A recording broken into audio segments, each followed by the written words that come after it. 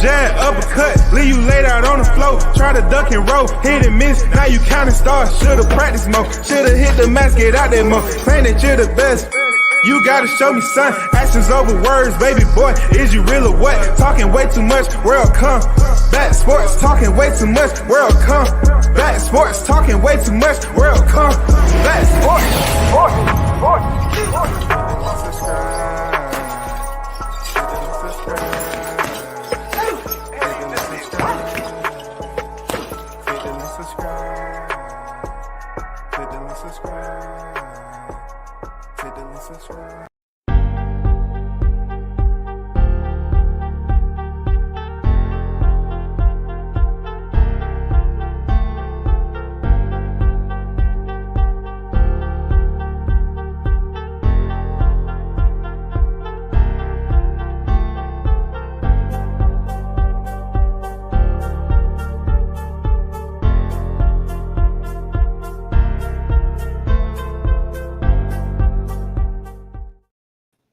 in the building. Big blunts and boxing on deck. Let's get it.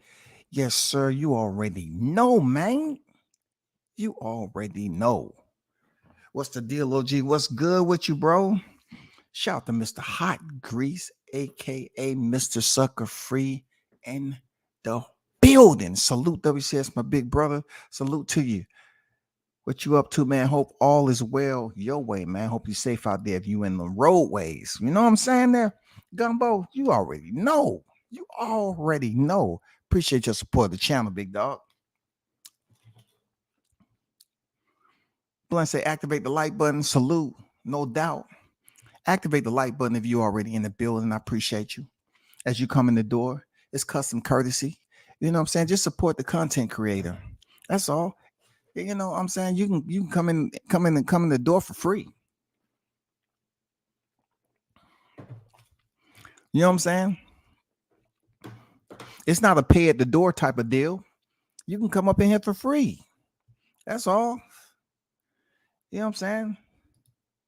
I be who I be in the building. Salute to you, brother. What's going on with your player? Mr. Golden in the building. Salute to you. The OG is on deck. What's good, WCS? Well, fam, what's good with you, Mr. Golden? Appreciate you pulling up, man. What you up to, Shouty? The OG is on deck. You know what I'm saying? The OG is on deck, man.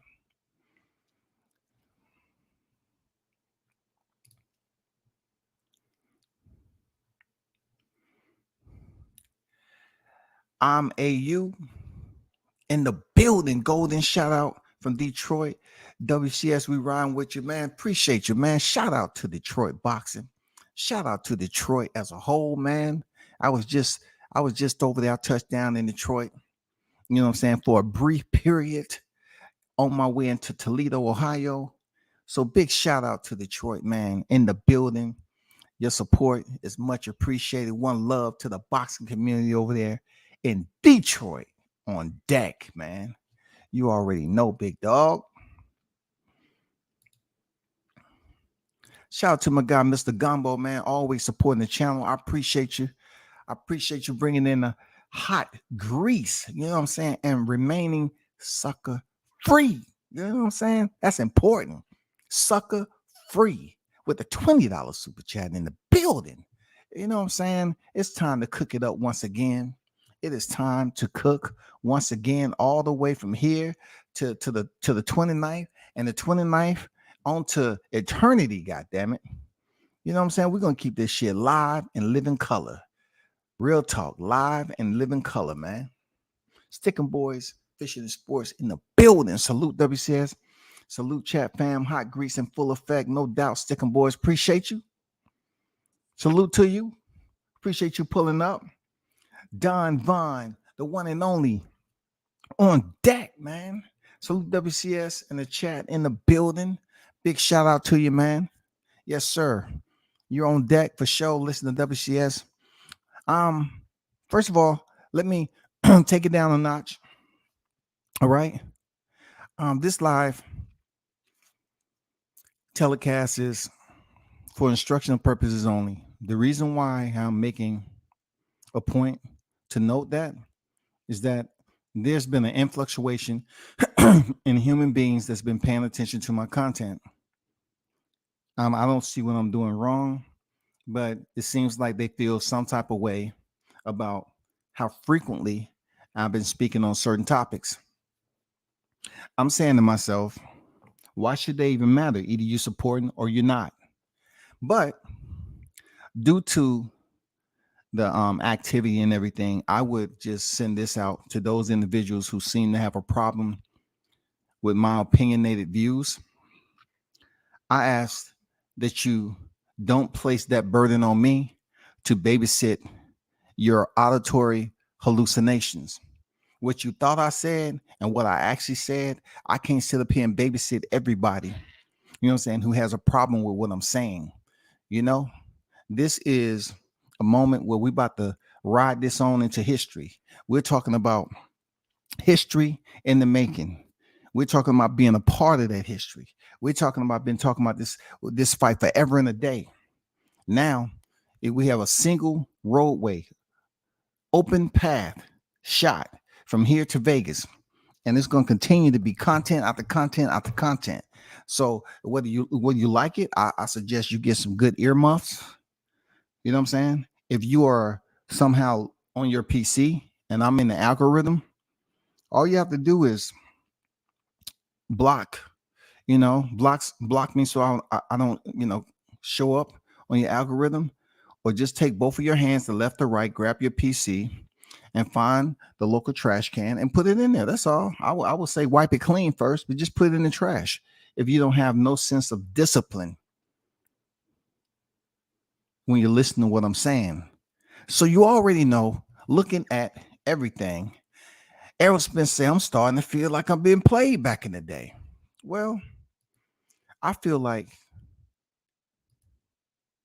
I'm starting to feel like I'm being played too, because certain things that I've been saying, people want to take it out of proportion, all because they're unwilling to speak those very same words.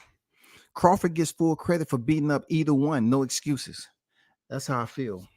I do feel that that's very fair for me to say that Crawford would get credit for beating up either one of those Spence.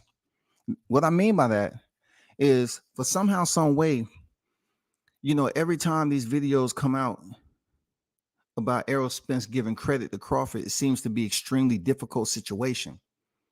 Now, me, speaking on Crawford and Spence and Spence, sometimes people can vouch and know that I've spoke majority on Bud Crawford.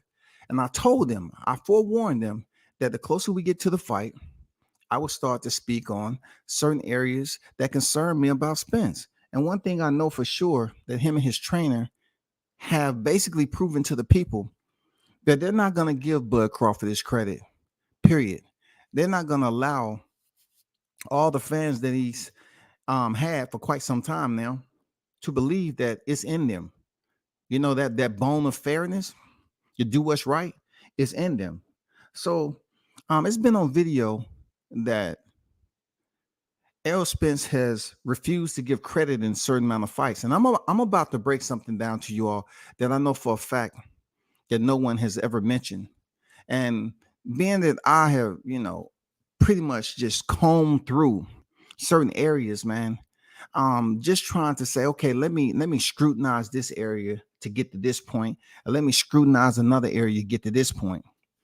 The reason why I'm doing this is because it seems like it's an unbearable decision that the Aerosexuals or the pro Spence fans and Errol Spence himself refuse to give Crawford the credit for the opponents that he's beat, especially the common opponents. All right, the common opponents is the biggest, because the common opponents is what everybody was tuned into. The common opponents, those common opponents was Kell Brook and Sean Porter. Now, forgetting about Kell Brook until the end, because we already know that's easy work. Kell Brook was easy work to debunk. We heard Errol Spence say, after Crawford said, he was damaged, he had a broken eye socket, he said, so what? I broke the other one. He felt enlightenment to speak in a comedic way about him breaking the other eye of Kell Brook.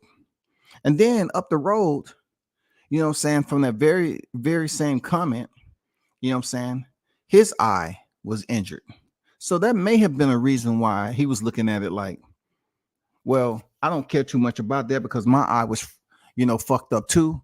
And he went on record to say, well, what that say about me? What that say about me? That means you're fighting a broken fighter too. All right. So we could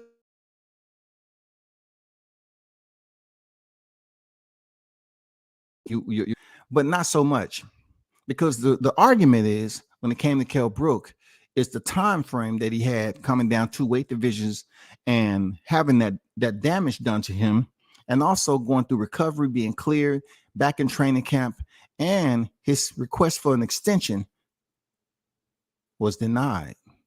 Now we get to the very important part.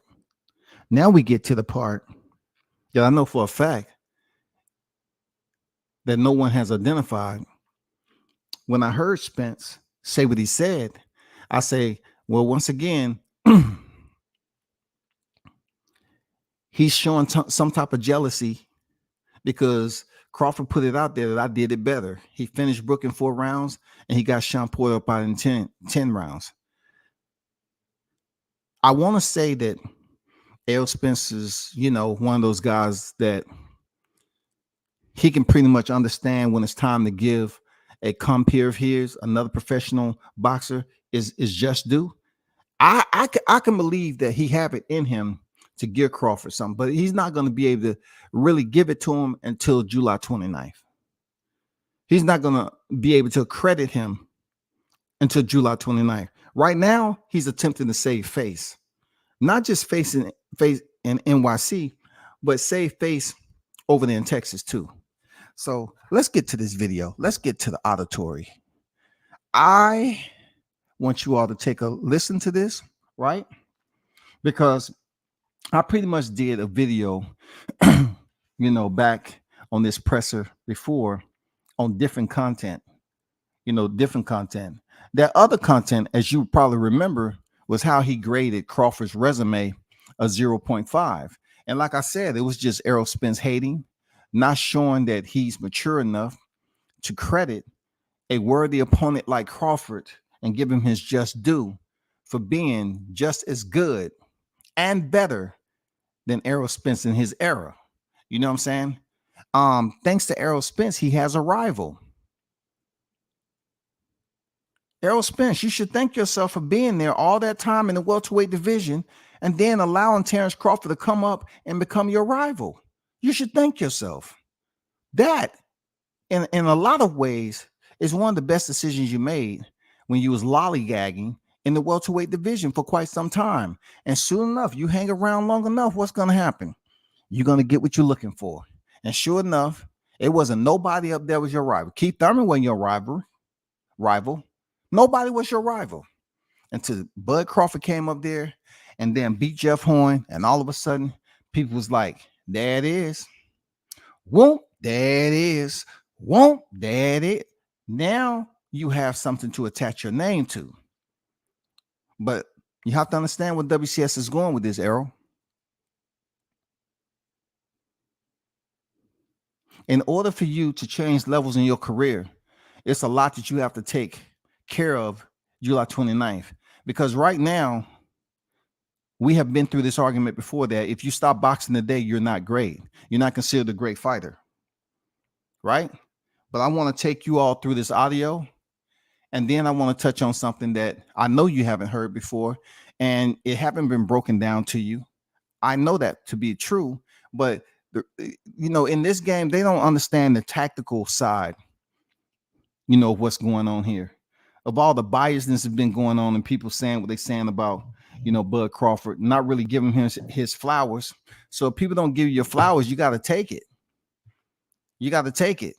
And taking it doesn't necessarily mean physically. You can verbally take it. You can explain something in such a way where it has people listening. And then they say, oh, shit. They either like it or don't like it.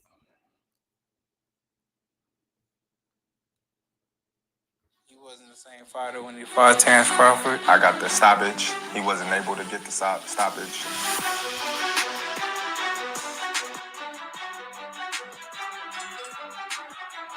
I feel like my fight with Sean Porter was better just, on Sean Porter. I feel like he wasn't the same fighter when he fought Terrence Crawford. If you look back, after he fought me, he fought Sebastian at 147 pounds.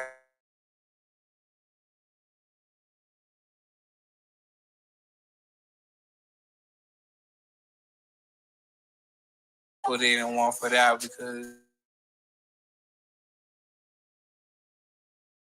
he even went on his channel, even said that he wasn't doing the things that his dad wanted him to do, and some of the stuff he felt like was unnecessary. So that shows you there. And then he gassed out versus Terrence Crawford. He was saying that, he was trying to pace himself. Like, when have we ever known Sean Porter to try to pace himself and talking about, gassing out or getting tired?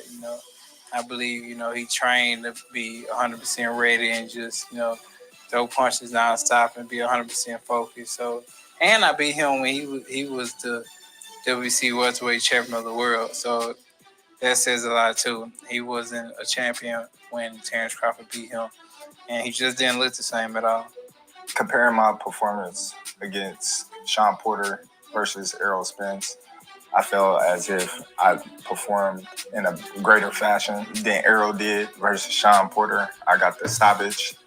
He wasn't able to get the stoppage. I felt as if he didn't get the knockdown in the late rounds that Sean clearly had the victory in the bag. So that's the comparison from my performance to his performance. So once again, and big shout out to everyone that's in the building. Appreciate you tuned in.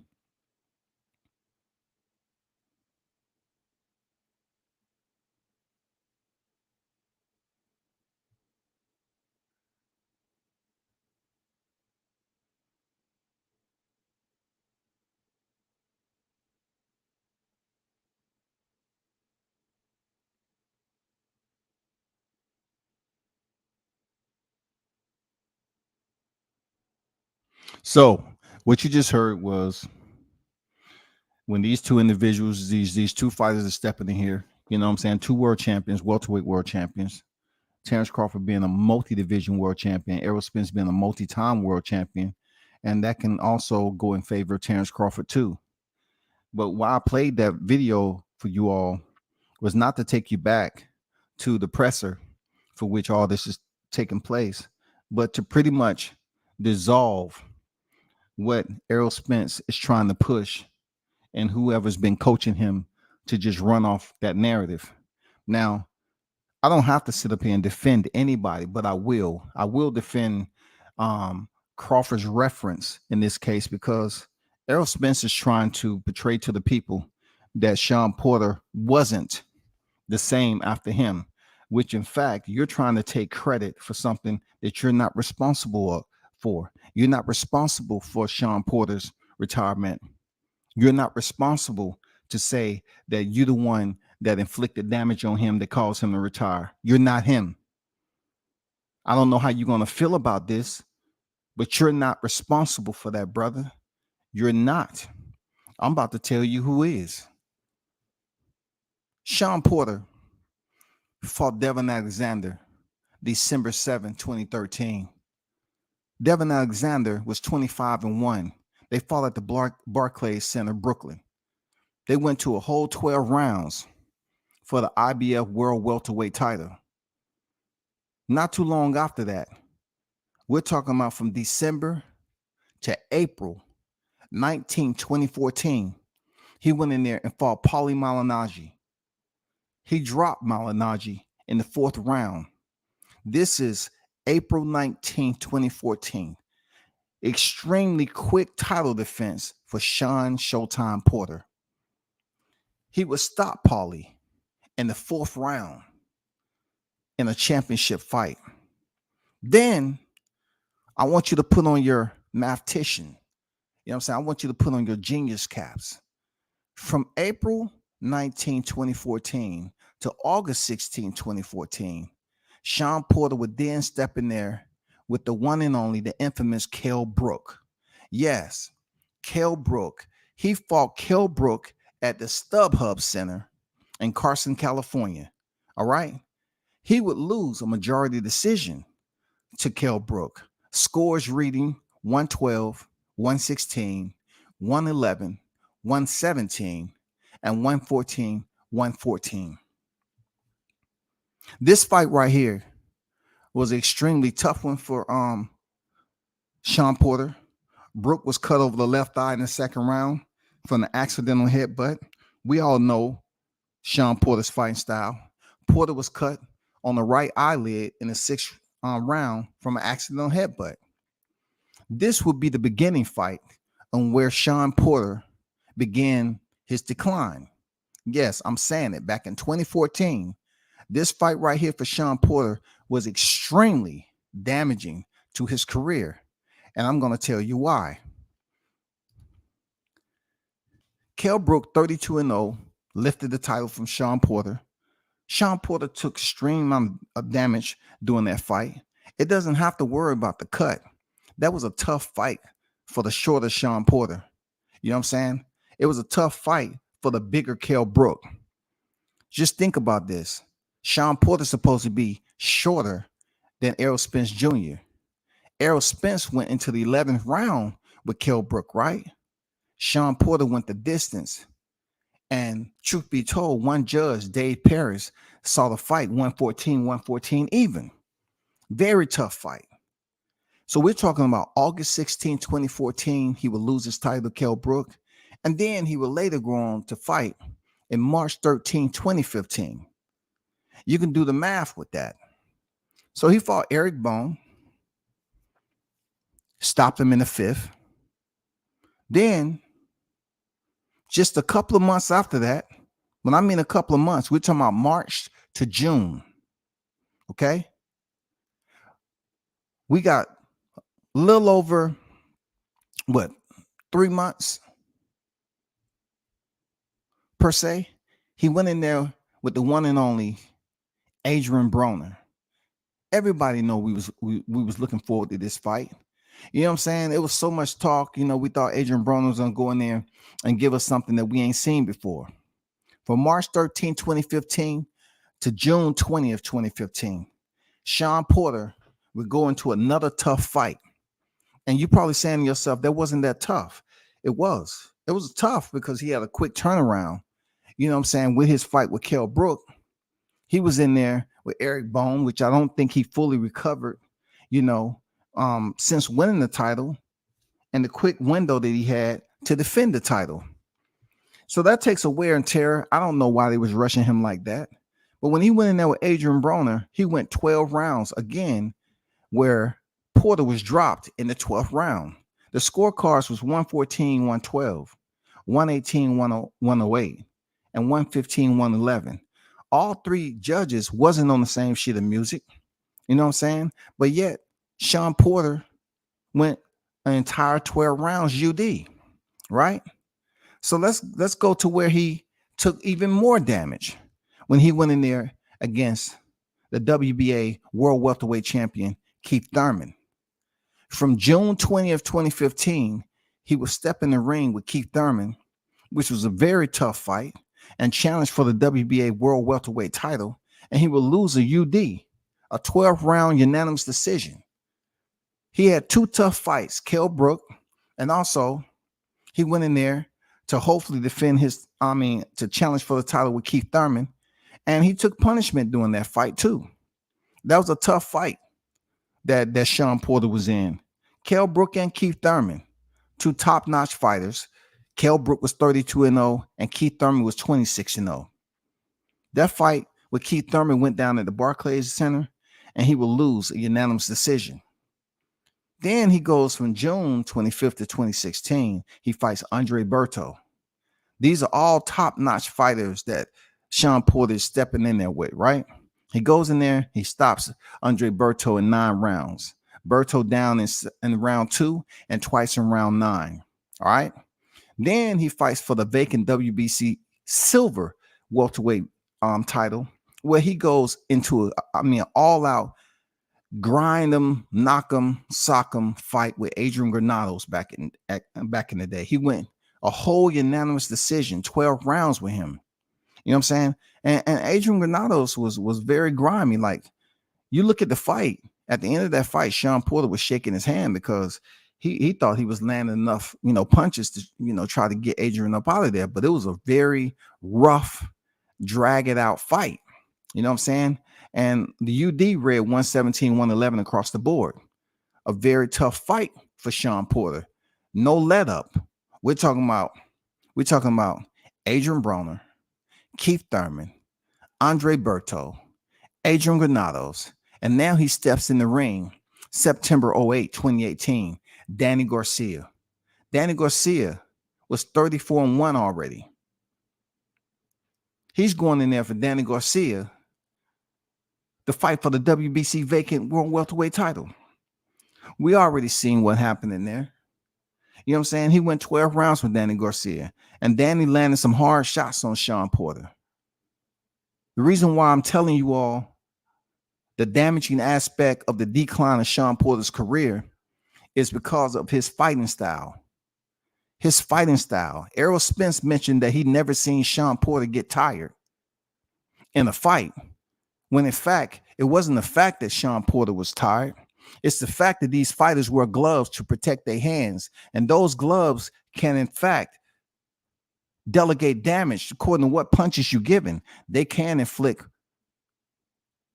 damage on your opponent and cause swelling, and it cause you and allow a boxer to be able to get full velocity on the punch over and over and over and over again, according to how much power you got. And with that power and with your punch placement, your opponent can begin to wear the fight. Your opponent can begin to swell. You know what I'm saying? Sean Porter type of style was bragged upon. People say, oh man, Sean Porter gonna bring it. He gonna bring it. Well, that fighting style ended up causing him to take unnecessary damage, because Sean Porter was known not to have any type of defense and to just be a come forward in your chest, head to head type of brawling fighter. When you go in there with top-notch fighters like Kell Brook, and you have a run where you're in there with Adrian Broner, you go in there with Keith Thurman, Andre Berto, Adrian Granados, then you go in there with Danny Garcia, your body is breaking down. Your body is absolutely breaking down. And you know what? I'm going to tell you something else you may not want to hear. Errol Spence didn't have a run like this. Errol Spence didn't have a run like this, man. True. Look at it. Errol Spence didn't have a run like this. So he leaves September 08, 2018, and he steps in the ring March 9th, 2019, and faces Yordenis Ugas. Now, this fight right here is one of the underlining lies that Errol Spence was trying to sell to the people. He was up there saying that Sean Porter didn't look a certain way with Yordenis Ugas. I want to take a moment before I actually move forward with this, because a part of me had to really gather what I was going to say about this particular subject.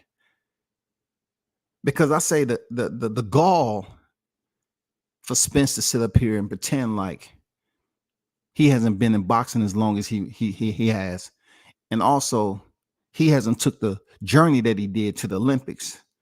It's certain parts of boxing knowledge Spence knows from being a boxer himself and his on-the-job experience as being a boxer that has worked himself up the chain, right?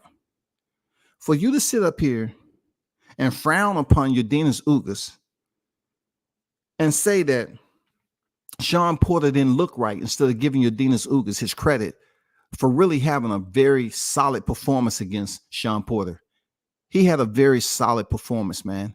Ugas was 23-3 in this fight, and he lost. Yordenis Ugas lost a split decision to Sean Porter. Now, it's funny how you're not going to give credit to Yordenis Ugas for making it tough for Sean Porter, but yet you're going to discredit Sean Porter for his performance value against Ugas Ugas, just to further make a statement that Sean Porter was a shell of himself when Terrence Crawford fought him. Now that, in my opinion, is blasphemy. That, in my opinion, is you're not being honest with yourself. And it's a lot of other words that goes along with that would justify where I'm getting at. You're pretty much unwilling. It's not like you're incapable. You're unwilling to give credit to this particular fight right here with Ugas Ugas. You're unwilling to give Sean Porter credit for fighting the fight he fought. And you just want to act like Ugas Ugas was nobody. Ugas Ugas fought a very smart fight against Porter, and he lost a split decision.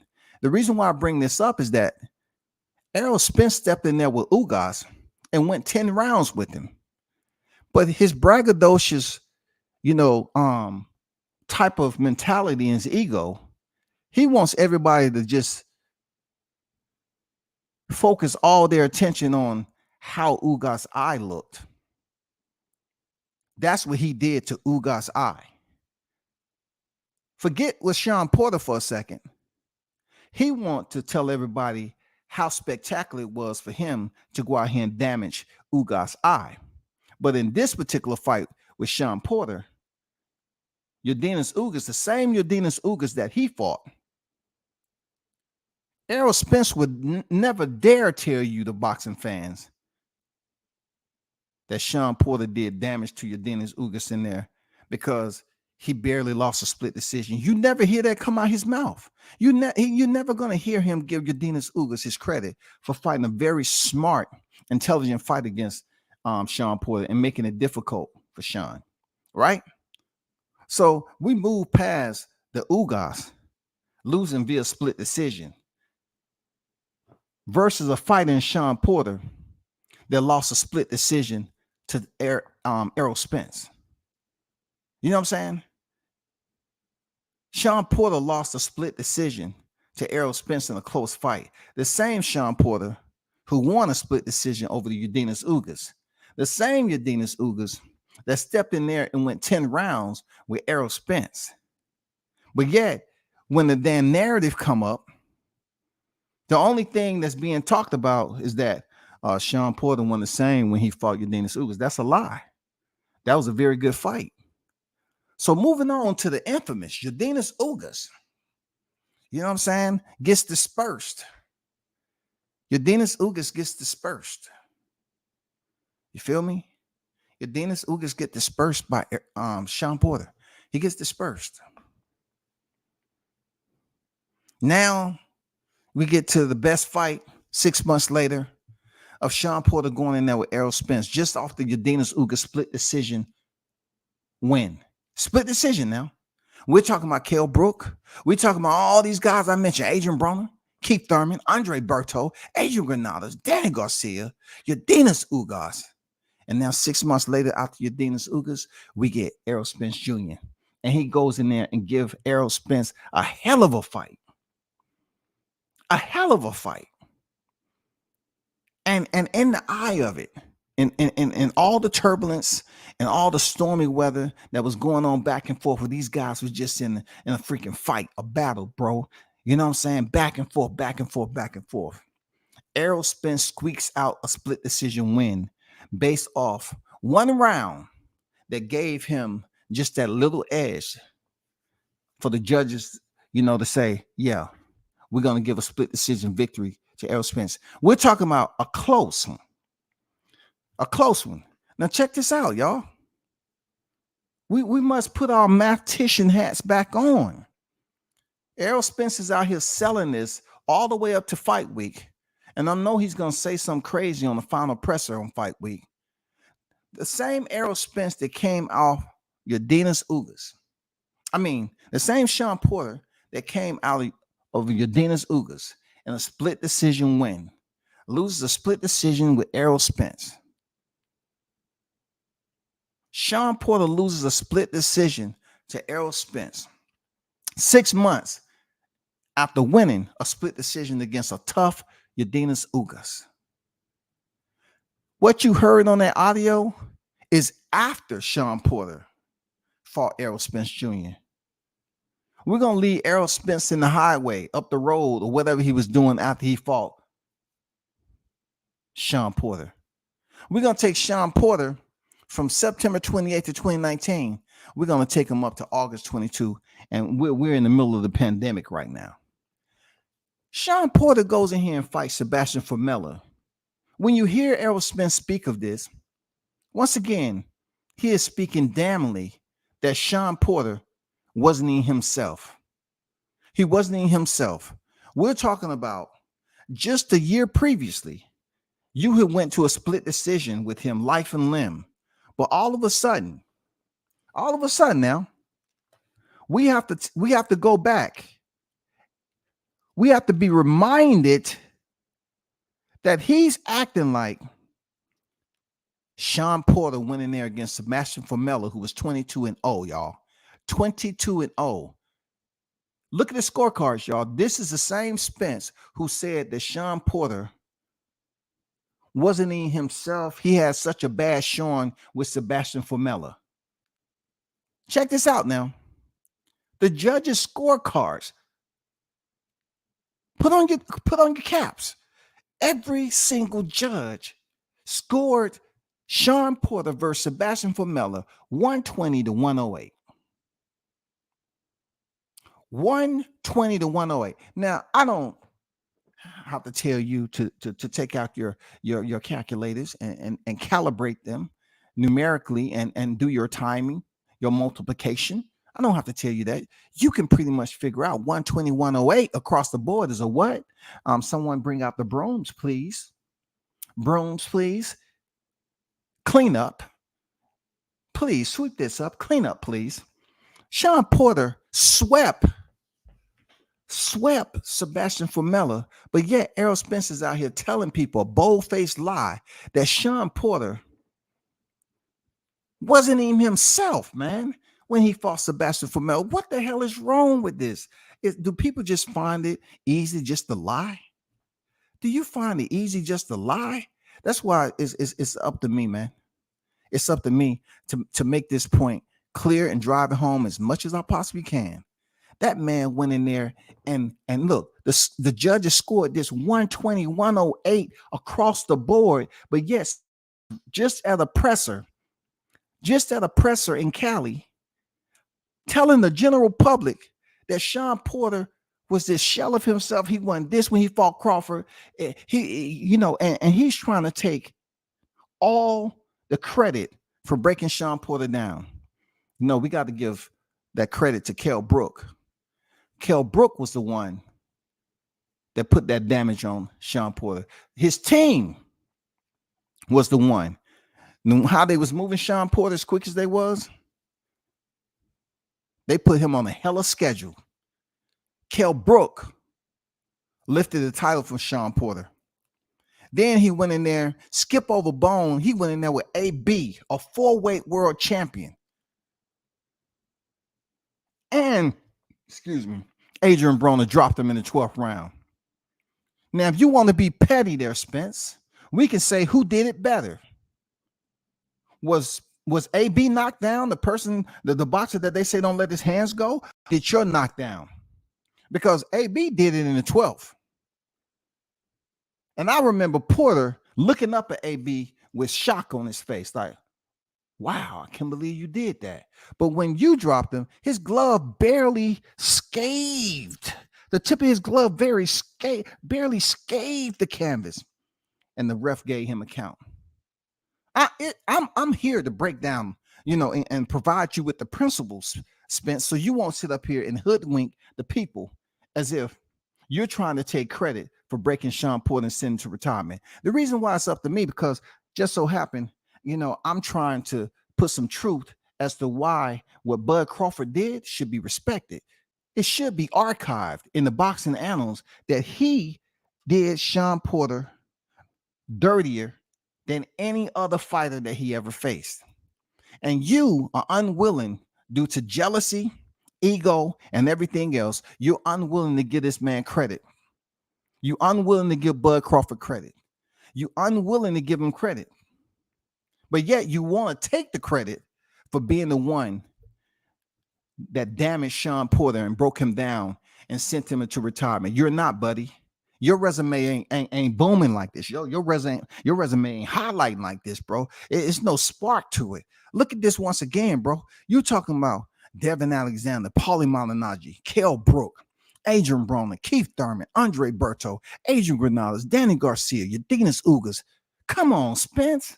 And you taking credit for breaking Sean Porter down and sending him into retirement, all because you want to discredit Crawford? You can't do that. I can't allow you to do that, bro. I can't allow you to do that. You know, I'm still young enough to put some shit together. I can't allow you to lie to the people, because truth be told, when you fought Sean Porter was 31 years old. Sean Porter was 31 years old when Spence fought him. 31 years old, 11 months and 1 day. He was damn near 32 years old.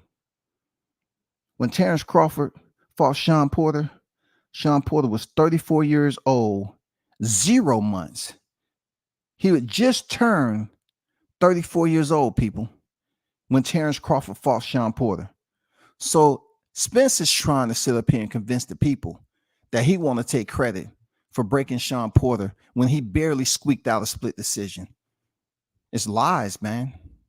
It's lies. The one that really broke down Sean Porter, and over time he continued to decline, was freaking Kell Brook.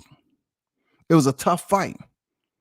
And then the quick turnaround for Sean Porter and the schedule. Shout out to Showtime.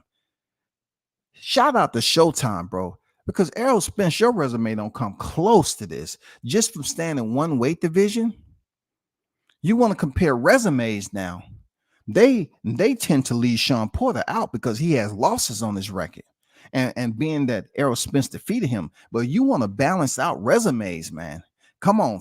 Let's run these names that's on Sean Porter's resume to your resume any day. We're talking about 147 pounders.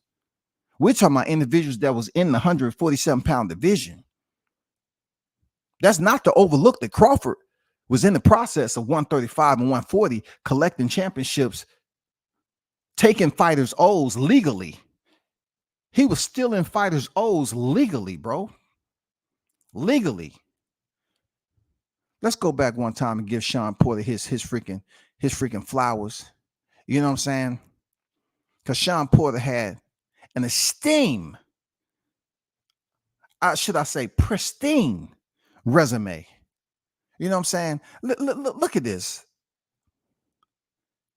Devin Alexander only had one loss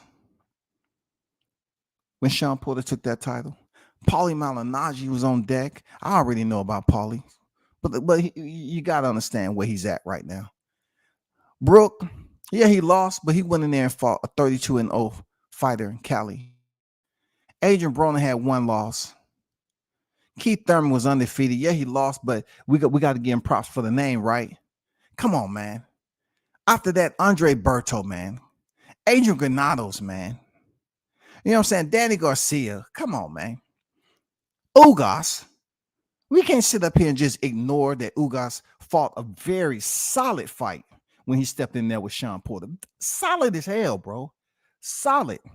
And Sean Porter won a split decision.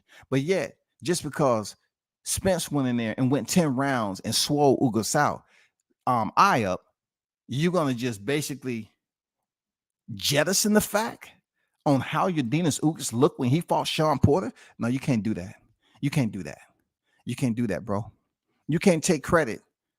You cannot take credit for sending Sean Porter anywhere, because Sean Porter went all the way in with you and you still couldn't get him out of there. You still couldn't get him out of there, bro. And make it so bad. Why I have to make sure you hear me on this is that after Sean Porter fought you, bro, he went 12 rounds and made it look simple against Sebastian Formella, who was 22-0. And you up here trying to convince people that he was a shell of himself? Why he didn't get tired with Formella, bro? Why then Sean Porter get tired with Famela, and Famela was able to gain some ground and make it a difficult fight for Sean Porter. 120, 108, and you talking about he got tired with Crawford? You don't want to give Crawford that beast mode stamp. You don't want to give that man credit for hitting the heels. You don't want to give him credit for discipline. You don't want to credit that man for being one of the best of this era. So you're going to say, once again, I'm going to take away, I'm going to reduce the appraising value of Dane Bud Crawford's opponent and say that, oh man, look, when you ever see Sean Porter get tired? What about you getting tired? What about you getting tired? What about you taking unnecessary punishment? Are you a shell of yourself? Because goddamn it, we ain't making no excuses come July 29th. We ain't making no freaking excuses, bro. You have been making excuses. You have been making excuses to benefit yourself, to make it seem like you more than what you are. You're not this guy that's just going out here stopping opposition. You know what I'm saying? Just breaking, you may break them down, but you're not breaking them up early fashion, getting them up out of there. Done. Over. Put it on the box rec. I'm out to the showers, headed out to dinner. I'm gone. No. That's no. You said Sean Porter got tired when he fought Crawford. What does that have to do with anything? After his fight with you, where y'all went life and limb, he went in there with Famela and went full 12 rounds easy. Dominated easy every round. And you're talking about him getting tired with Terrence. That's bogus, bro. That's a fraud type of way not to give one of your comments for a damn good fight, bro. For a damn good fight. I can see if he fought Terrence 3 or 4 years after he fought you. But you fought, Sean Porter fought you September 28, 2019. And then the very next year in the pandemic, he fought Sebastian Famela. And he just ran the freaking scorecards across the board in 12 rounds. Easy. But then when he stepped in there with Bud Crawford, you want to extract.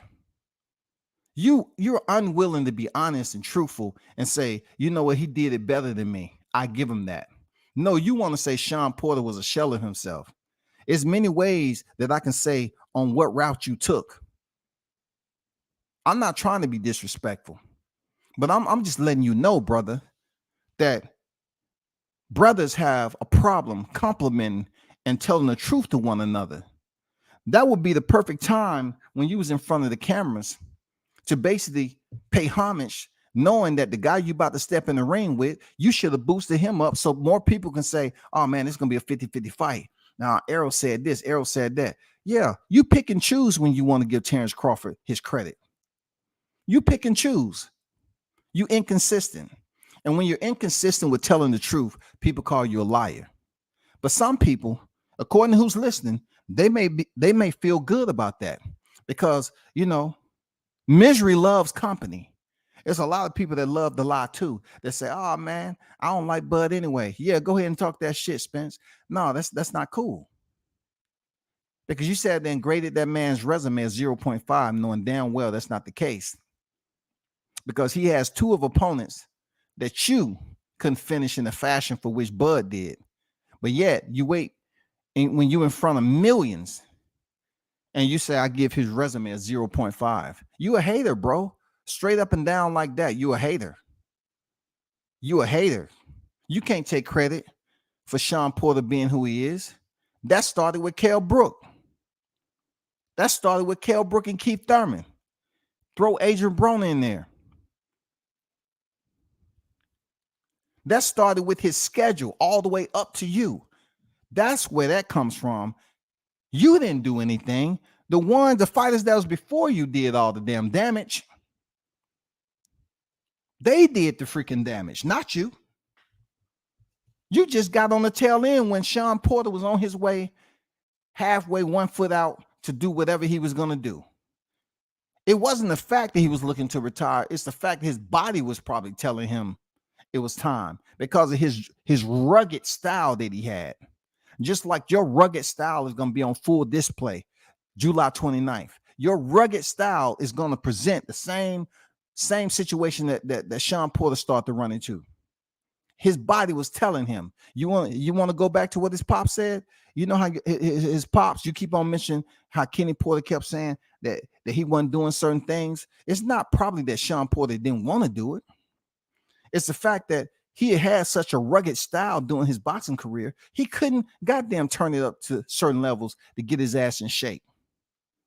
See, do you ever think, Spence, that Sean Porter was basically giving you the true identification tag that you weren't as good as you think? For him to come in there after taking all that damage previous to stepping in the ring and being that you was up there using the cheat code and cutting corners, don't you think you should have credited Sean Porter for exposing you? Truth be told, big dog, you should give that man credit for exposing you. Don't feel no type of way about my words, man. I'm only one person. I'm not even 1% of the boxing content creators out here. But the only thing I'm trying to explain to you is you have a problem with giving people credit. You should be blessed that you got a rival on your way out the door in the welterweight division. You should be blessed that Terrence Crawford came up to the welterweight division and fought Jeff Horn. Now you took the easy route, ruined your freaking welterweight dream, knowing that you had to face the Omaha Monster at the end. See, that's the problem. You was hoping that you could stall a man out and that Kell Brook or Sean Porter, especially Sean Porter, would go over here and lift this WBO title. It shit didn't work, did it?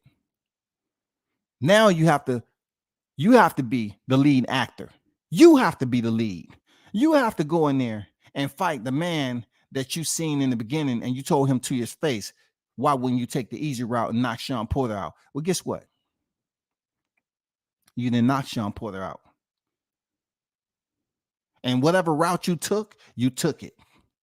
Whatever fighter you fought him. But the way you sitting up here diminishing every achievement that Crawford got isn't going to do anything for you once you split the ropes and you standing across the ring from Crawford. And now it's no more talking, shawty. It's no more talking. You're going to have to prove to the people that you are the cheat code. That's all I'm saying. You got to prove to everyone that Spence that you the cheat code, bro. You got to prove that you the cheat code. If you was able to go do and you up here bragging on how you was still going out to the club and still going fighting elite competition, and you feel that you did what you did, you still squeaked out the win, and you feel good with that, I'm telling you to go ahead and do it with Crawford, though. That's all. Prove to the people that you're the real cheat code of this era. Go in there and prove to the people that you're much higher on a level that Crawford thought he was on. But since you all finally got the fight made, you proved to him that he was never on your level. It's up to you to go in there, bro. You got to do that shit. You don't have to do it by lying and trying to act like, okay, well, I said, Sean Porter was a shell of himself and all. That's bullshit, bro. That's absolute asinine to sell that shit to the people. It has no value to it whatsoever. It's just you hating. That's all that is. It's just you being a hater. When you have a rival, look, you have a rival that blessed you.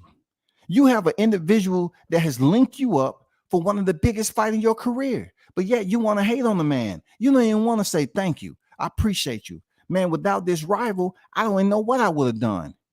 What was you do, Spence, without a rival in Bud Crawford? How relevant would you be in the welterweight division with all that hiatus? How relevant would you be if anybody else was a WBO world champion besides Bud Crawford? How relevant would it be for you to fight for undisputed? Would you give a damn? Would you give a damn if it was somebody other than Bud? Would rather want a Ugas or any other lower ranking member in the welterweight division to have that WBO strap and you fight them and it's a lopsided affair and you say, well, I can't do nothing about that. I'm undisputed now. I'm heading on to 154. Would that be okay with you? Because this shit is a gift and a curse for you, bro. You are absolutely in a position. You're absolutely in a position for history. You're absolutely in a position to become a part of history. And you're absolutely in the right position to get this ass whooping. You're absolutely in a position for Bud Crawford to give you this ass whooping July 29th because you signed up for it and you're the one going to be across from him in the ring. You're in the right position all the way, any way you look at it, bro. You're in the position. Forget about everything else, bro. You're in the position now. My whole point is that I feel it's good. It's my due diligence to be vocal because some people are getting it twisted. Some people are running with the narrative that you was talking about without even really doing any research or anything like that. They're running with you devaluing freaking Sean Porter. When you heard Terrence Crawford highlight Sean Porter, Crawford highlighted Sean Porter. When asked about, what was his best opponent, the toughest opponent, or whatever the case may be, he highlighted Sean Porter, which you should have highlighted Sean Porter too. You should have highlighted Sean Porter too, bro. The reason being because you don't have a leg to stand on when you talk about Kell Brook coming off an injury. Y'all didn't even want that man to get an extension so he can be in better health to fight you. You went on and goddamn forced that man in the ring and got the belt. You stopped him. Kudos to you. But the fight that people remember and they was paying attention to is when you and Sean Porter stepped in the square. That is a fight that the scorecards that Sean Porter had with Sebastian Formella wasn't the same between you and Sean Porter. You didn't dominate Sean Porter. You barely squeaked out a split decision. So only thing WCS is asking you is that from this day forward, you don't just have a little bit more honesty about yourself, because I hear enough of the aerosexuals lying for you anyway, but just have a little bit of more morals. You know what I'm saying? That boxing doesn't really demand of you. Just have a little bit of morals and principles and say, you know what? Let me give Crawford credit. Because, I remember when Brian Custer asked you about Bud's resume, and you say, oh, everybody's great. I'm a fan of Bud Crawford. See that right there? I understand that you put it out there to the world, but it's how you put it out to the world. Did people believe that you was sincere or you was being disingenuous? This is my only point I'm trying to make. Like, you need to consistently, when you would have grabbed the mic when we was in California, instead of you coming out, man, you ain't fought nobody, man. Come on, you ain't fought. If you would have said, you know what? We talking about man shit right here. We talking about what Crawford did and said, vice what you said. You grabbed the mic and you wanted to say opposite of what you said when you was off in front of the freaking, media and everything. You wanted to put it out there that all his opponents great. I've been a fan of Crawford. But you being fake about it. And then your coach, trainer, whatever, he got the same mentality you got. He gets mad every time Crawford name come up and he say, who is he fought? Who is he fought? That's a whole nother story right there. A whole nother live I'm not going to get into. Because truth be told, when we're talking about Bud Crawford and Errol Spence Jr., your trainer doesn't even deserve to be brought up. He doesn't. As a professional fighter, Derrick James doesn't deserve to be in this live stream. Because I'm talking strictly off your actions and your actions alone, bro. You could have did a better job with selling this fight and let people know that, yeah, I got mad respect for Crawford and what he's been able to accomplish up to this point. His resume, okay, he has a lot of great opponents on his resume, and I've been a fan of Crawford, just like Crawford said he was a fan of you. Keep it mutually respectful. But when y'all go on a motherfucking smear campaign, just like the aerosexuals have been doing the last several months, it's not a good look, especially when it's two black fighters, homie. It's not a good look, bro. And especially it's not a good look for you when you don't even sanitize or police what the fuck you saying. You're not even policing what you're saying. 1 minute you give a man credit, next minute you discredit him. 1 minute you give him credit, next minute you discredit. No, you need to consistently give him credit like you said. If you respect him and you've been a fan and you respect his resume, give him credit. You don't have to sit up here and cut him short.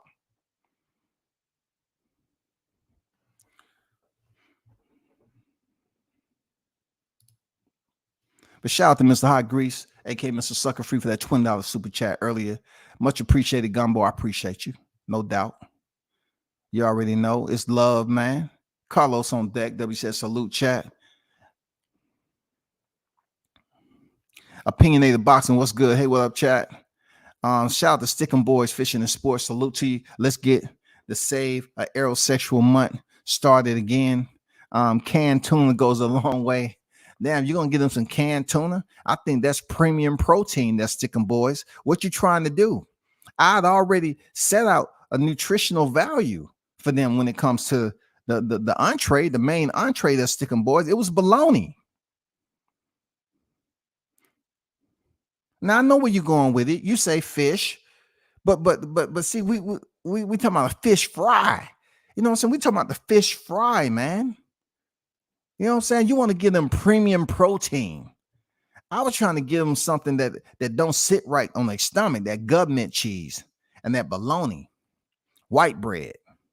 You know what I'm saying? No mayo, no mustard. I appreciate that $5 super chat, big dog. Salute to you. One love, man. All those aerosexuals sleep next to a pic of Spence every night. I don't know why. I don't know why, bro. Shout out to Bruce Gas, Boxing Jazz, and more. OG, what's good with you, bro?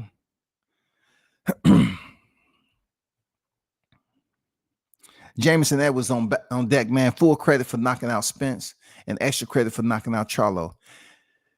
That's if Charlo wants to pretty much take the fight, because this is why I can not even come close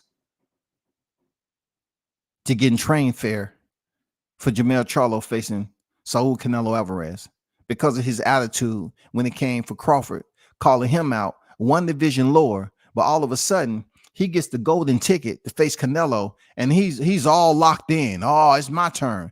But no. Let's hold up, Jermell. You was up here talking about the light boys. You are definitely a light boy to Canelo. You ain't did shit at 68. Anyway, moving on. Toby Bartlett on deck. What's good? Salute WCS in the chat. We're global, baby. We're global. Yes, indeed. Jeepers. We global, man. You already know. Salute to the boxing fans across the pond, man. Big Blunts and Boxing on deck with the $2 super chat. One love to you, brother.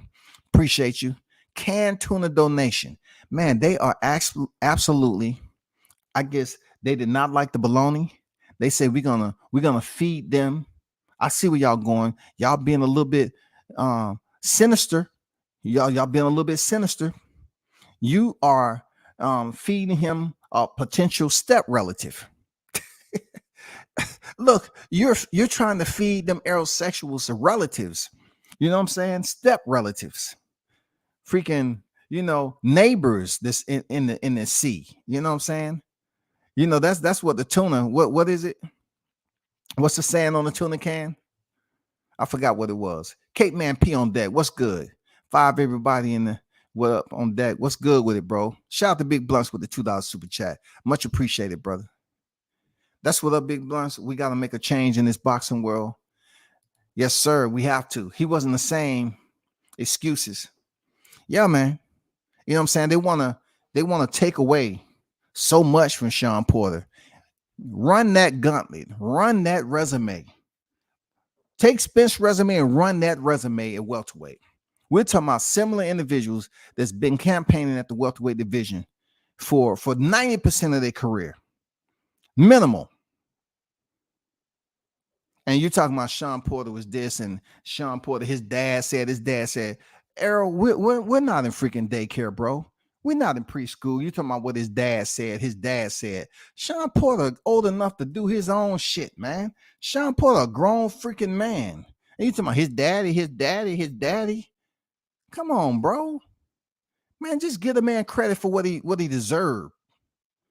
You up here keep on mentioning, do you know what you're talking about? You keep on talking about Famella, where he swept the motherfucker on 1 round through 12, bro. He swept it. But you said he was in there like he was struggling or something. I don't know, man. I don't know if these boxers watch boxing. I don't know, bro. I don't know. I can't call it. Okay, man, talking about 10K subs. Hey, man, my main focus is the ones who tune in to me. What's numbers? Look, what's numbers outside quality? I'm never really going for the quantity unless that quantity be transferred over to quality, bro. I want the quality more than anything. I'll take what I got right now and the people that I have that's fucking with me rather than trying to build up numbers and don't have the quality. You don't have the people that's subbing to tune in to me on a regular basis. You know what I'm saying? You feel me on that? Like, that's where I'm at with it. NYT, salute to you.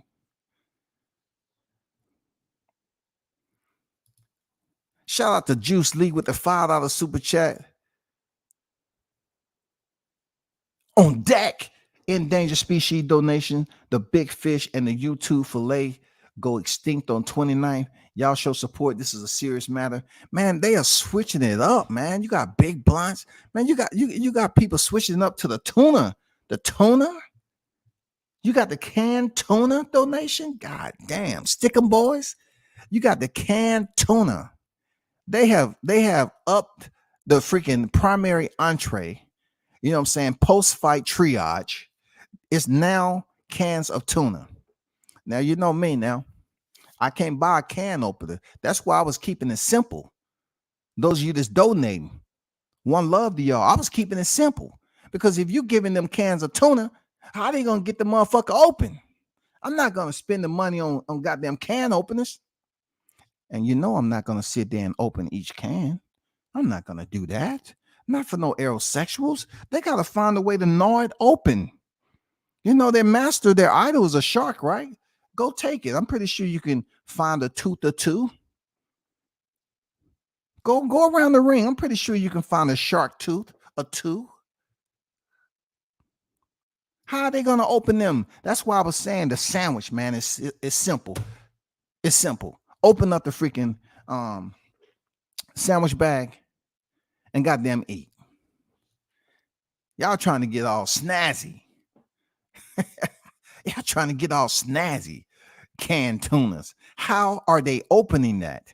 And we have to provide a can opener, gentlemen. Boxing just cooling, just getting off this stuff and ready for a fish fry. Yeah, we're ready for that fish fry, man. We're ready. The marinade, the prep, everything. I'm pretty sure, you know, a lot of us is becoming experts with preparing fish for this July 29th. You know what I'm saying? Real talk. Mikey Garcia say the same bull Arrow say about he wasn't the same. Yeah, man. You know what I'm saying? They can say what they want, but truth be told, Mikey Garcia walked out the ring and his hair looked even better. His hair was glistening in the same way he came in the ring and he left the ring. All Mikey had to do is go take a shower, get dressed, and go out to dinner. His hair wasn't even messed up, bro. You know what I'm saying? He came in there saying he saw something, and all he saw was gloves and a high guard. But this ain't about Mikey, you know. Hey, that's one of the most decorated fighters on Spence's resume right there. Him and Adrian Broner. You know what I'm saying? Him and Adrian Broner. You know what I'm saying? I'm talking about Sean Porter. When you want to mirror up resumes. Adrian Broner, a 4-weight world champion, will not get the same credit as Mikey Garcia on Spence. You know what I'm saying? All because Mikey was 39-0 or something. And Adrian Broner won't let his hands go. That's all. But he's a 4-weight world champion, bro. Ah, boy, I can't make this shit up, bro. MD Mills on deck. I see you in the building. Remember, Felix Diaz beat Adrian Granados. And then Bud absolutely destroyed Felix Diaz. Yes, sir, man. You know what I'm saying? Yes, sir. They try to comb Felix Diaz, you know, brush him up under the rug like he won nothing. It's funny how they don't have familiarity with a fighter just because their name don't stand out. The ping isn't there. You know what I'm saying? It doesn't ping their interest. So they try to make it seem like, oh man, that ain't shit, man. That ain't shit. No, he just made them look like that. For real talk. He just made them look like that, bro. They're not familiar with the name. Oh man, that ain't AB. AB don't let his hands go, man. Man, he don't get no credit for AB. AB a 4-weight champion. So who cares, dog? I mean, you gotta care. You care about Mikey, right? Oh man, AB wasn't Mikey. Well, goddamn, you want to talk about letting the hands go? Mikey really didn't let his hands go during the fight. Mikey didn't knock down Spence, but goddamn it, Adrian Broner knocked down Sean Porter, though. Tell me I'm lying.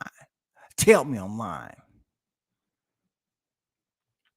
And Bud beat the hell out of Felix Diaz. You know what I'm saying? And he had that hometown freaking fish frying right after the fight. God damn it! You know what I'm saying? They was ready to welcome. Hey man, let's go, Bud. They'll give you a glory. They'll give you props one day. They'll give you flowers one day, and then and in the meantime, if they don't give them to you, take them. Take them on July 29th. They wouldn't have no other way except to come over and then start saying, well, well, Bud, I just like to say congratulations. It's hard for me to get it out. Congratulations on the win and over Spence. I seen the entire fight. You're greater. We respect you. It took a lot out of me to say that. It took a lot. Somebody give me a glass of water. I think I'm having a heart attack. Yeah, expect that shit to go down July 29th. They're going to be having goddamn heart problems in that bitch. They're going to be having heart problems, people. They were like, oh, God. We didn't see this type of performance. Don't run nowhere now. Don't run. You know what I'm saying? You know what I'm saying? Even though the Crawford supporters will have triage outside. You know what I'm saying? The triage is not to medicate you and help you forget. No, the triage is just to give you food. You know what I'm saying? A bit of hydration. And those of you that's very bad, we can hook you up with an IV and give you some freaking, electrolytes and all that. Because we don't want you out here just, walk in the wrong direction and get to Death Valley and find out, oh man, I fucked up. We're not trying to do that. We're not like y'all. We're trying to give back to the community. As you see in the chat, we have upstanding citizens, boxing citizens that are donating to the Canned Tuna Fund. They want you to not only have liquid, but they want you to have the highest premium protein. They have upgraded from a bologna sandwich, which I think is feasible, to a can of tuna. Mac World 1 is in the building. Arrow fans keep scratching and digging for an edge over Bud. LOL. There's no edge, man. Santa is not real. Bud about to beat Arrow severely, and they will make excuses. That's why I had to put it up there, Mac. I had to put it up. I don't want to hear, look, either one of them, bro, to the left, to the right, to the right, to the left. I don't want to hear no excuses. I don't want to hear no excuses, bro. I done heard too many excuses already about, why Sean Porter. Hey, cats are worrying about the wrong thing. You want to tear down all these other fighters. No, whether it's the one on the left and the one on the right, it's going to be a what you call a hybrid win. Goddamn, Terrence Crawford going to have a piece of the past Errol Spence and a piece of the current, goddamn it. He going to get 2 wins in one night because they ain't going to be able to goddamn say shit. We don't want to hear no excuses. We don't want to hear nothing. We don't want to hear nothing. We're going to get both of y'all in one night. The past and the present. We're going to get a hybrid. We're going to get a 2-for-1 special that night. For real. It ain't going to be no freaking excuses. I don't want to hear this shit. Talk to him, Mac World 1. Talk to him, man.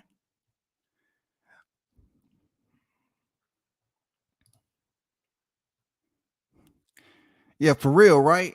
You know what I'm saying? Talk that shit, shawty. You know what I'm saying? Talk that shit, man. I got to reread that. I just got to reread it. Errol fans keep scratching and digging deep for an edge over Bud. LOL. There is no edge, man. Santa is not real. Why did you have to go to gift giving? You are ruining these people who believe that fairy tale has been real for years. They actually believe that fat ass Santa can actually get in a skinny ass chimney somehow. You know what I'm saying? They say Bud about to beat Errol severely and they will make excuses. Damn. You know they're gonna goddamn screenshot that, Mac. You know what I'm saying? Mac World One, they're gonna screenshot that. They're gonna screenshot that. Next time you show up in their chat, they're gonna no. Hold up. Mac World One. Hey, put that screenshot up. No, we don't want you over here, man. We saw what you said. we saw what you said over there. He took away the gold medalist Felix Diaz will to fight, but you let the sexuals tell it. Only Spence takes a fighter will away. They want to selectively choose who will he took. Now, a fighter has to have a will. Now, the fight on this level, of course, you got to have talent. Okay. Now we're talking about taking will. Who will did he take? He did not take Ugas Ugas will. Ugas wanted to continue to fight, and it was the 10th round. But no, the order said, get him up out of there. We're trying to get this bigger fight with Crawford. Get him up out of there. Ugas said, man, I got the Cuban spirit. I attempted to defect 6 unsuccessful times from Cuba. You ain't breaking me. The shit I seen in the water, how thirsty I was, you ain't breaking me. Truth be told, man, I'm not gonna lie. I really owe Ugas Ugas an apology because every time I seen the brother in person, he was good people, man. I seen him several times. He don't speak much English and shit, but he's a very solid brother. Very solid brother. But I have to keep it a thou wow, you know. I have to keep it a thou wow on certain fights that he had, and he came up short. But who will did he break? Did he break Mikey? Did he break Mikey? Did he break Danny? Nope. Carlos Ocampo, he never had no will. He barely had the damn elite talent to be on that level, bro. Who will did he break? Lamont Peterson? How? Who stopped that fight? Did Barry Hunter stop that fight? What about Chris Ajiri? Who will did he break? I'm just curious, who will did he break? So now that we've established that he didn't break anybody will, how in the hell do you think you're going in there and breaking Crawford's will, bro? Come on, man. Y'all got to be smarter than this aerosexual. Come on, bro. Why do we have to sit up here and do all the damn leg work? Why are we doing all the logistics? Who will did he break, bro? Who will did he break to send you all into this July 29th fight and say he's going to break Crawford's? Man, get out of here. Who have you seen break Crawford's will? Who? I just want to who? Yeah, I'm perched on a branch. Who? Somebody tell me who? Who? Please. Who broke Crawford? Who broke Crawford will? Who will did Errol Spence break that's comparable to Crawford? How can we do a comparison? Do we need to do some trigonometry, geometry? How do we put this formula together to determine all this damn hyped up fluff that they over there talking about breaking Crawford and knocking them out and all that? Who's knocked them out, bro? Who? I mean, find this person. I want to interview him. I want to interview the person that may not be on his resume, that may have been at the local 7-Eleven in Texas. Maybe he's I can't call it, bro. I can't call it. Seriously, I can't call it. Porter said on his show, Spence ain't been able to grow no muscle, shrinking his body down for all them years. Bud gonna pack him out. I heard that, Blunts. I heard that, Blunts. Absolutely. I heard it. He said he ain't been able to grow muscle. Well, when you're ballooning up in weight, man, at this point, I really can care less about the muscle that he was trying to grow. You got to be able to wear muscle in the ring and compete with muscle. So if he was just gaining all that, that fat cell composite, you know what I'm saying? That fat cell composite. And he felt that was cool and he was going to, get down the way he feel he can get down. Then Sean Porter has a point. See, one thing I respect from basically being there is grappling and wrestling. I respect that so much when it comes to combat sport, because people that's one dimensional in their sense of thinking. They'll look at it like, oh man, you get knocked out. Okay, what if you know how to box and BJJ and wrestling? Because truth be told, most of the time when it's wrestling, the fighters are on their feet. So before it actually goes to the ground, the fighters are actually on their feet. They may not be throwing punches, but they're on their feet and they're finding a way to get in close to their opponent. Now, how it benefits Bud is the fact that he will be able to have that advantage on the inside when he chooses to. Why haven't nobody dominated Bud? Why wasn't Jeff Horn, big ass Jeff Horn, wasn't able to turn Crawford and fold him up in the corner? Then he's a bigger fighter. Why was Crawford dog walking him to the corner like he was a little son? Jeff, my son's stronger than you. He ain't 10 years old. He's stronger than you, man. Don't try. Just take this whooping. You know what I'm saying? We're gonna close this out early because that's what I do. Okay. Jeff Horn said, damn, this little nigga strong. God damn. This little nigga strong right here. Coach. Y'all didn't tell me this dude got that goddamn retard strength, this grip strength that he got now. Jesus, man. I don't fuck with some goddamn kangaroos on the motherfucking Outback, but damn. Y'all didn't prepare me for this in the gym. I just rewatched that Diaz fight. Phillies got handled. He did, man, and he was a quality opponent too. Shout out to Rice Eater 79 with the $5 super chat. Yeah, one love, man. Appreciate the ones who donate to the channel and support. One love to y'all. Much appreciated. In interview with Fight Hub today, I see Derrick James' name. Let me prepare myself. Usa. Usa. I got to prepare myself. Derrick James just came up. Before I read the rest of it, that Rice Eater 79, I got to prepare myself. I got to calm down. I got to find my center. Okay, I don't want to say anything disrespectful. Okay.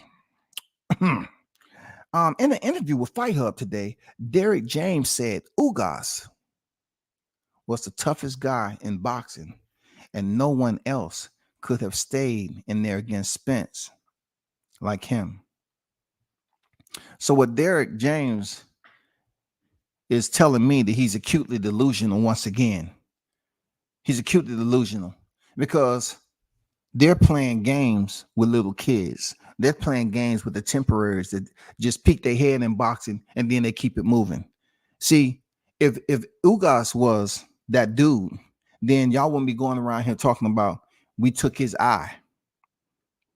You know what I'm saying? All the jokes that was going on with Ugas and his toughness and his resilience, his durability, his attrition. Ugas was showing people that he is tough, man. He's showing people that he was a tough fighter. He showed that. Even though the referee Lawrence Cole was trying to stop the fight, once the eye started swelling, he was trying to do anything and everything to get that fight over with. We're not questioning Ugas being tough. We know he's tough. He's tough, man. Ugas is tough. Real talk. Ugas is tough. So if he wants to credit a fight where the appearance gives us, the appearance gives off that energy, that Ugas took a beating and his eye was swelled up. Well, you can get the same freaking energy to Danny Garcia. Danny Garcia was all bruised up. Why he didn't give Danny Garcia the credit? Oh man, Danny Garcia was the toughest guy in boxing, and no one else could have stayed in there against Spence like him. What? Danny Garcia went the distance, bro. Danny Garcia had been in there with Sean Porter. Come on, man. That's why I can't take him serious, man. I can't take him serious, man, because he's always contradicted himself. You know what I'm saying? He got a problem with dark-skinned guys, but he's gonna do the affirmative action thing and say, Ugas, he's Cuban. So I don't feel no type of way about giving him some credit. He's Cuban. So he ain't American black. So yeah, I give him some credit. Man, get out of here. Give that Omaha Monster credit. You know what I'm saying? Give him credit. But shout out to Rice Eater 79 for the $5 super chat. Salute to you, brother. MD Mills said, Blunt, yeah, Bud did him nasty. He ended up retiring a few fights later. Didn't even make it to 30 fights. I blame his corner for that. Fight should have been stopped after 8th round. So I'm going to use my Jamal Neesy line of questioning. So you trying to tell me that Yorkis Gamboa and Felix Diaz have a common opponent? What? So you trying to say once Bud fought the Olympians, they never was the same before? I'm using my Jamal Neesy line of questioning. So what you trying to tell me rhetorically that these Olympians was never the same? Are you trying to tell me just because Bud wasn't able to, go up there and stomp on them in the Olympics, he made it extra competitive by delegating punishment with these Olympians? I get it, man. I get it. Seriously, I get it. But appreciate that, that info, that Blunts. You lucky I can't delete that MF without timing you out. That shit was funny though.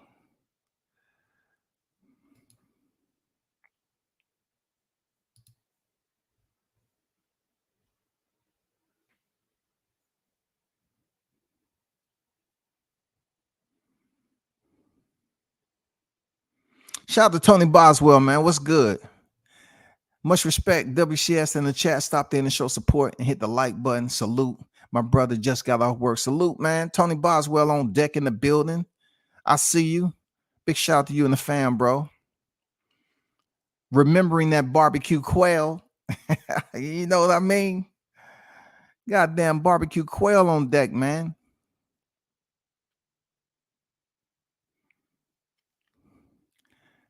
So RM123, man, salute to you. I don't know who you're talking to that, for the record.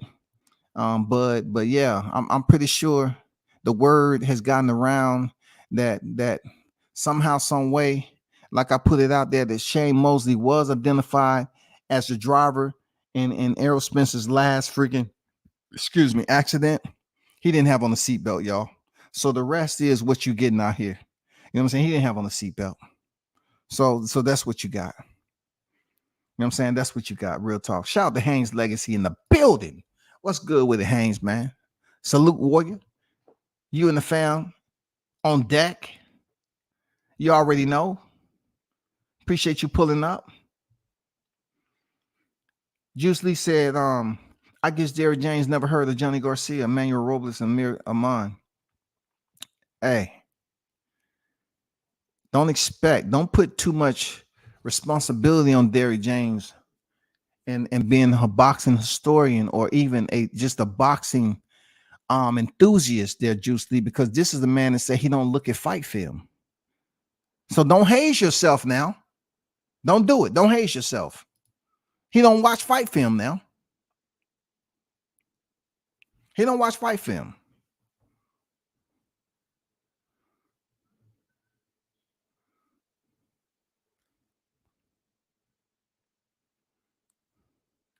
What's good with your fam? How you feeling? Super chat action. Much appreciated and respected. And much appreciated, man, the ones who support the channel, man. No doubt. No doubt, man. It's love, man. Appreciate it. No doubt.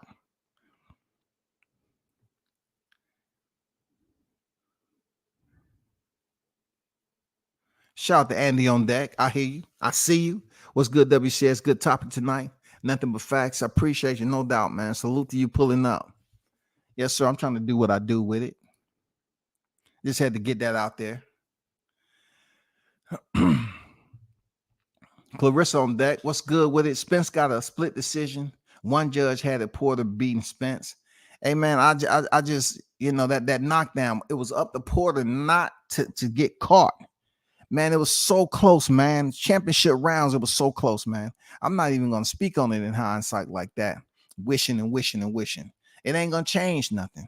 But it would have been good to know or to understand or try to predict what the conversation would have been like if he would have scored that 11-round knockdown. I wonder what the scorecards would have read. Would have been another Jermell Charlo with Jermell Charlo and Errol Spence. When they sit down on the ring apron, they would have been saying, you know what, man? Me and you both got draws, man. You know what I'm saying? We got draws, man, for real.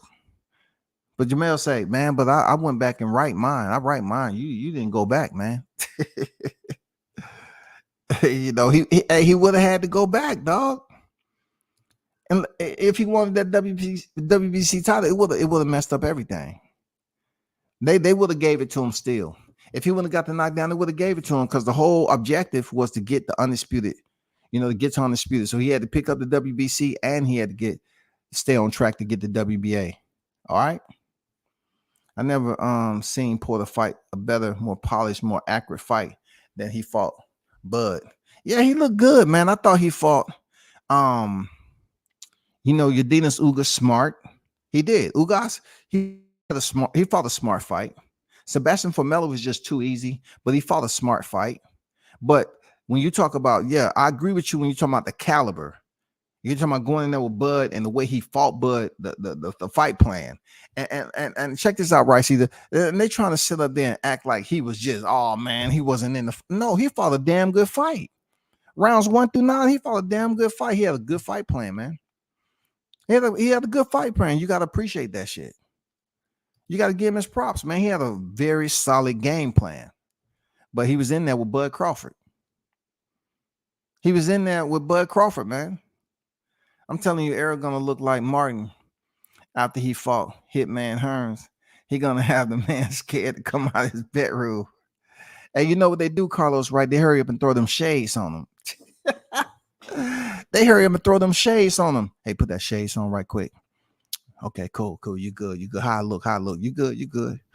They got them shades that cover up damn near half of your motherfucking face. You know what I'm saying? They're gonna throw them shades on him, bro. Facts.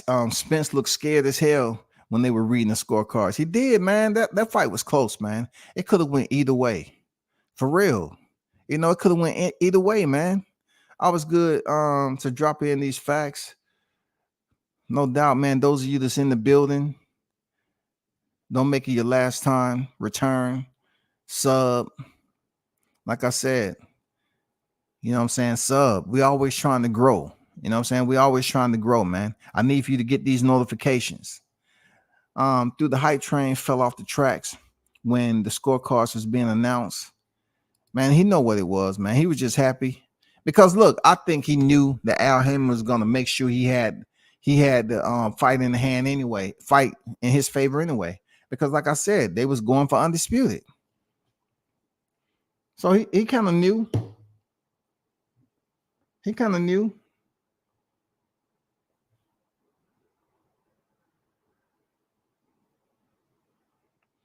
Yeah, I got that text, Blunts. Appreciate you. Appreciate you there, Blunts. No doubt. No doubt.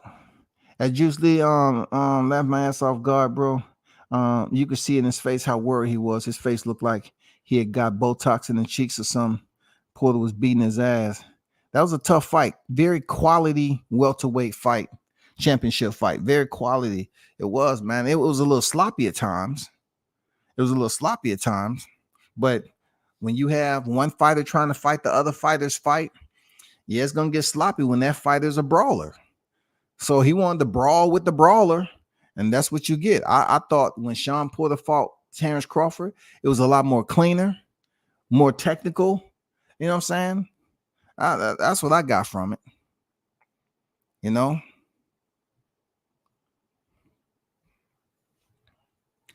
Shout out to Jamal Neasy on deck, man. What it do, Neasy in the building? I sent black flowers to EJ Resident. You know what I'm saying? Hey, long as you didn't put a return address on that, Neasy, because you know his people at this point in time, this close to the fight, trying to drop those, drop those last 10 pounds to get within range. They got to get within range of 147, dog. This is very, very crucial. This is very, very crucial. Look, I saw maybe 2 or 3 pictures with him. It looked like he was actually sweating. Okay, cool. I got it. But a lot of those pictures, he's just dry. I don't see like all these pictures with them, on the floor doing core exercises. Oh, bro. Yeah, they could be listening to freaking the social media. But I just don't see. I went looking. I combed through social media to see if Crawford was on top of Colorado Springs and he was doing core planks. He was doing planking and all that. You know what I'm saying? I saw a video, a short clip of him doing some ab exercise, but him just, laying in one place doing some core. I don't know, man. They got a plan. I don't know. We ain't got to agree, but respect the chef. Hot grease, hit the like. Yes, sir. At Blunt's finna turn him into a full-time farmer. Spence finna wake up with the heavy Jamaican accent. Bomba clot. What the fuck happened? Bomba clot. Who did this, man? Bomba clot my face, man. They gonna put a towel over this shit. Throw the shade, so put a towel. They gonna say, oh shit, man. Even Martin Lawrence gonna step up to the apron. God damn it. You look worse than I did when the show aired. Detroit D-Town on deck, man. What's good? TBC all day. You already know what it is. Shout out to Detroit. You know what I'm saying? Shout out to Detroit in the building.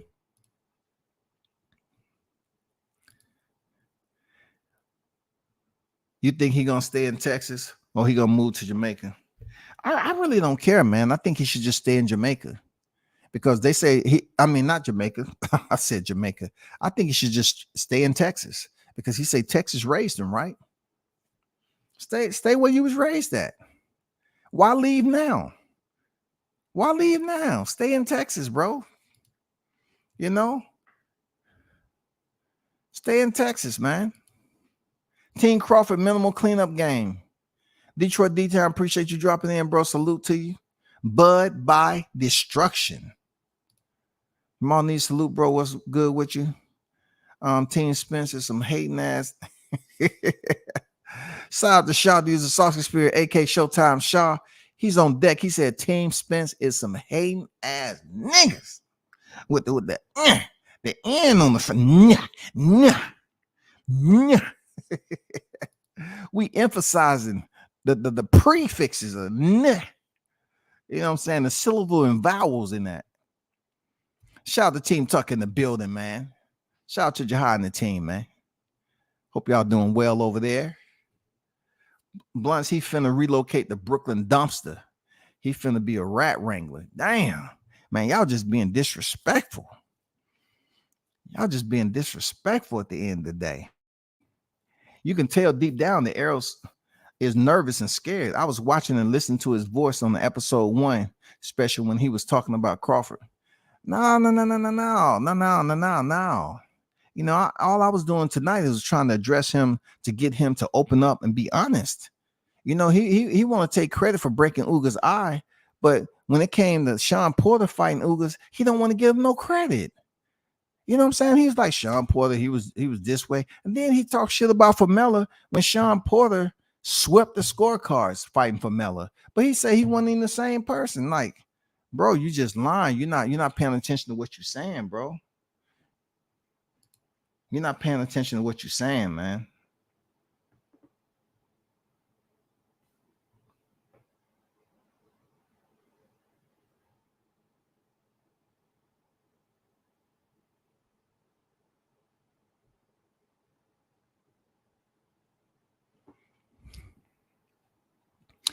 Juice Lee said, nigga can't go to Jamaica. He's going back to where it all started, more in Brooklyn. Nah, he ain't going to Brooklyn now.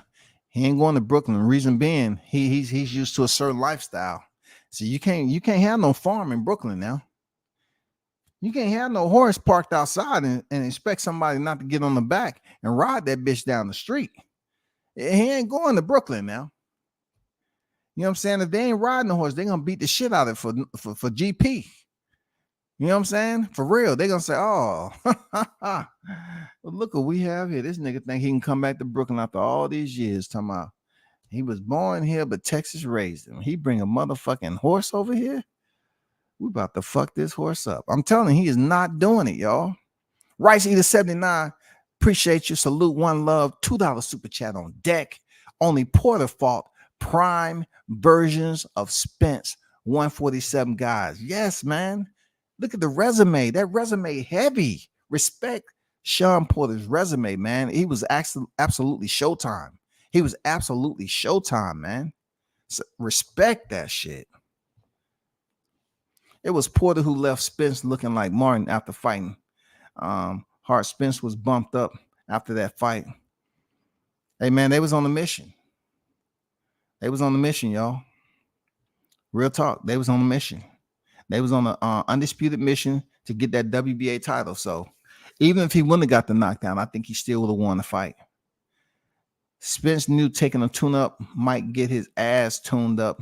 So he knew his best option was to take this whooping from Bud retirement plan in full effect. No, man, he said he don't take tune-ups. So I'm not even going to give him any idea, anything like that, bro. I'm not going to give him anything. Real talk. I bet Bud would have fought Kale off of Triple G beating Crawford. I bet Bud would have fought Kale off Triple G. Let me see. I bet Bud would have fought Kell Brook off of Triple G beating Crawford to a competitive to fight a wounded animal. I'm not processing that right now. Let me see. I bet Bud would have fought. I'm not processing that down. My bad. I'm not processing it right now. I'm not able to process it right now. I'm not saying I'm just not able to process it right now. I'm reading off so many things. Chats. Shout out to Candy Slim 501, man, in the building with the $2 super chat. One love to you. Much appreciated. Famelo went the distance with Conor Ben after Sean. Man, yeah, man. They just didn't want to give Famelo his props because of his name, Sebastian Famelo. Like Sean touched him up, and he could have got Famelo up out of there. You look at the fight, Famelo's face was nice and cherry. He had cherries hanging off his face like it was a fruit stand, for real. And I mean, I was like, is Sean Porter gonna turn up on this dude? No, he just made it a clinic. He was well ahead, and he was never in trouble. For real, he was never in trouble. Fight World Chat fam on deck, man. What's good with you? Man, W says it's so accurate with this shit, man. My man speaks all facts, dog. And that's on my mama, bro. Joey knows boxing. Hey, appreciate it, Rebel. No doubt, bro. Appreciate you, bro. You know what I'm saying? I try to, man. I try to talk I try to. But, man, first and foremost, man, appreciate the supporters, man. Real talk. Y'all come fuck with the channel, man.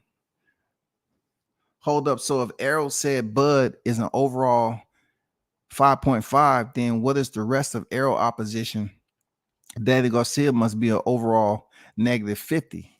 Well, he said his resume was a 0.5. You know what I'm saying? A 0.5.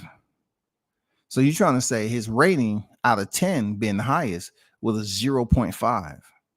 Shout out to It Don't Matter. But it's cool for Terrence Crawford to act that way, huh? Act like what? Act like what? You got to be more specific. Like, listen, why I gotta damn continue to give y'all a period of instructions. If you are astray, please be more specific. Just don't speak in short inaccurate sentences and you expect me to try to do the homework. You know what I'm saying? Be specific in way he's acting. That's all I want. I'm not gonna dog you. You know what I'm saying? You didn't say anything crazy. I just want to know what you're talking about. Terrence Crawford to act that way. What way? What way though? Split them facts. I know these aerosexuals hating right now. Hey, aerosexuals, man, they'll look at it. They wouldn't dare. They wouldn't dare come in the chat, man, and say, "Hey, man, I appreciate what you saying. We don't see eye to eye." No, they ain't mature like that, bro. You know what I'm saying? Don said, "WCS the king of petty." I love it. I try to be somewhere around that big dog. You know what I'm saying? I try to be somewhere around there, and appreciate you, Don, for dropping that info. In the DM for real on that vid. Appreciate you, man. My nigga Don Vaughn said Danny Garcia must be negative 50. Man, they look, they're gonna be hyping up Danny Garcia. What fighter you know? Huh? That Bud is fought that went to 154. Jose Benavidez. Man, fuck that, man. He don't count. But that's what you said, right? They gonna start comparing. Oh man, Danny Garcia 154. He ranked. What about Jose Benavidez? That's gonna be the next topic of debate. Which one of they top opponents that they fought at welterweight has moved up to 154 and what their rankings up there. So they're gonna say, oh man, Danny Garcia got the better ranking because he beat Jose Benavidez. So in reality, Errol Spence is still ahead. Man, come on, July 29th. Let's put this to bed. Come on, July 29th. Let's go. Shout out to Rice Eater 79 with another. I said another. You know what I'm saying? $5 super chat on deck. Today, DJ also said there were several fights people thought Spence was supposed to lose as tough fights and listed off Brook, Mikey, Porter, and Ugas. Well, hell. Why did they think that he was going to lose those fights? Come on now. Why would they think that he was going to lose against Brooks? And Brooks was already coming from the freaking ER. You know what I'm saying? And Brooks came home with a motherfucking what's that called? They gave him the bag. They call he already had a bag, man, hooked up to him. A IV. They already had Brooks came home with an IV. We're gonna give you to get you back, so we can get these minerals into you, vitamins, so you can start healing and get those bones to start healing, after the operation. Brooks was damaged, man. Like, seriously, you didn't have confidence in fighting Brook? Mikey Garcia? I thought that was just for the money. So you couldn't have been afraid if you was going for the bag with Mikey Garcia. You couldn't have seen him as a threat. Porter? I could see Porter being the guy that you felt some type of way about because you, in your mindset, in your ego, Spence, you want to come in there and prove to him that you can beat him at his own game. I get it. But Ugas was touching you up. That he made it to the 10th round now. Ugas made it to the 10th round. Jesus Christ. Ugas made it to the 10th round, y'all. With the one and only, I'm gonna break you and all this, bro. You talking about you took Ugas? He took you to the 10th round, and all y'all talk about is how his eye look. 10th round, and the man was still on his feet, wanting to fight. Man, stop with the capping already. But shit, appreciate Rice Eater 79, man, for the $5 super chat on deck in the building. Derrick James looked like the black Amir Fudge. Hey, we're gonna caught that rabbit. Man, I'm trying to stay within the bounds of respect. But one thing I just feel about DJ is that him and Spence have this connection with being haters. But then I think to myself, in a bit of confusion, I said, well, Spence really didn't want you as a trainer anyway. You know what I'm saying? So maybe y'all are just two oddballs at the end of the day that really don't like each other, but yet y'all don't like the same type of nigga. I don't know, man. You know what I'm saying? They might not like dark skinned cats. I don't know. They might not like the dark skinned brothers, man. Something's going on with that. Something's weird about that dynamic. Seriously. What's good, Big Bunch? Ready for that fish fry? We ready, man. We're gonna stay ready. You know, down here, hey, we singing that we ready. Come on, come on. We ready. We ready for y'all. Come on, come on. We ready. Come on, come on. Shit, we ready now. This motherfucker, dog. We ready, dog. We ready. We ready. We ready. No doubt about it. They would use Arrow big ass drywall teeth. See now, man, y'all are getting personal, and y'all know darn well Arrow has not gotten personal. You know what I'm saying? I just hope that they have took his mouthpiece to T-Mobile and had a damn GPS put in that bitch, so he does not have to go looking for it while the fight is actively going on. You know what I'm saying? Bring more than one mouthpiece this time. Okay, put the Neuralink in it, GPS chip, whatever you need to do, man. Bring 2, 3. You got all that money over there now. Get 2 or 3 mouthpieces. We can't have you looking for the mouthpiece and Terrence touch you with a 7.5 punch combo, and the referee say, no, his mouthpiece was out. But ref, he on the canvas. Nope, he was looking for his mouthpiece. I know what you're trying to do. You saw that dang fight with Ugas, and you're not being a sportsman. You're not being a sportsman, Terrence. Come on, Terrence. You didn't have to do that, Terrence. Now we got to call time. Time, please, doctor, come in here and check him. They gonna be on Terrence, man. Terrence, that's not sportsmanlike. That's not sportsman. They finna be eating sardines and lead paint chips on the 29th. Damn, dog. Y'all giving the lead nutrition plan? Y'all putting the lead in there? Damn. I got to get the raw fish from the sushi spot too. Can't forget that. I mean, hey, not everybody eat the sushi. I love it, but not everybody do it. Hey, I got a pick with AB, Shakur Stevenson, and Coach Malachi. I went to the Omaha, Nebraska when Bud beat up Avanesian. Okay, that's what's up, Rebel. That's what's up. Shout out to Coach Malachi, man. True Me Today, USA Sports, man. Shout out to AB. Hope everything is well. Shakur Stevenson, unfortunate for you. You know, you lined up with Crawford. You know what I'm saying? They had this is not a black thing there, Shakur Stevenson.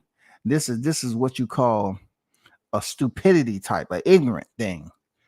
It's an ignorant thing because you did nothing to him, but they trying to start this whole freaking smear campaign on you now, Shakur, a 2-weight division champion, all because you're associated with Bud. And the one thing people need to know, man, that Shakur fight and Devin Haney fight, that ain't happening. That ain't happening. They just trying to run Shakur's name in the mud and fuck with him on social media. It's fucked up, man. It's fucked up. The Arrow section is gonna be talking about the match for another 6 months. They thought the shit was gonna be over. We was dead wrong. Arrow section is gonna be talking about the rematch. No, we ain't trying to win. Hey, look, truth be told, Blunts, they can talk about the rematch all they want, but we just gonna relish in the moment of that 2-time undisputed while they try to get shit together. They can talk about it all they want, man. Let them talk. Let them talk. You know what I'm saying? We're gonna be talking about damn these belts again. We're gonna do a goddamn side-by-side comparison of his 140 undisputed and his 147 undisputed. That's what the conversation is gonna be. Look, I'm gonna be running a poll on this motherfucker. How heavy do you think it would be if the champ had all the belts? He tried to hold them at the same time and step on the scale. What you think he'll weigh?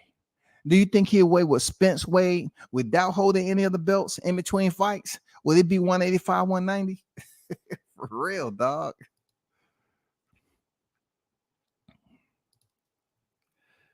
You're correct. They did not spar. You are absolutely correct. They did not spar, no doubt about it. Shout out to the stray on deck. I got to get your punk ass up out of here. You would have came over here talking some boxing, then I would have let you ride. But you came over here spamming the chat. Nah, don't spam the chat, people. I'm going to get you out of here myself. I ain't going to leave it up to the wrenches. I'm going to get you out of here myself, man. I'm going to get you out of here myself, you know, for real. Shout out to Martin King Boxing in the building. Salute to you, brother. What is good this evening, man? Bro says Spence's name going to be aggravated, man. Bro says Spence's name going to be aggravated. Salute Tony Boswell. Hot Grease, aka Mr. Sucker Free. I got you for the other 50 before Friday. Bro said Derrick James' name gonna be aggravated.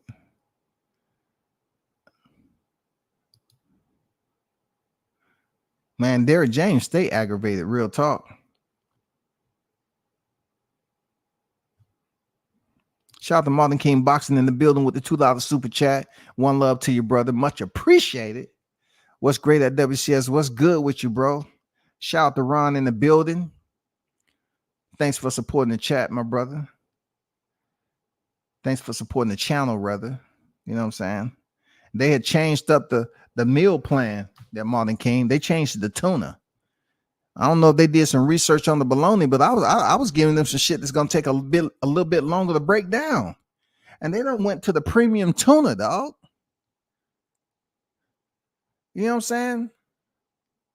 They went to the tuna. And so my thing was, within the budget, how are they gonna be able to crack that can open? They're gonna have to damn find a way to crack the can open, bro.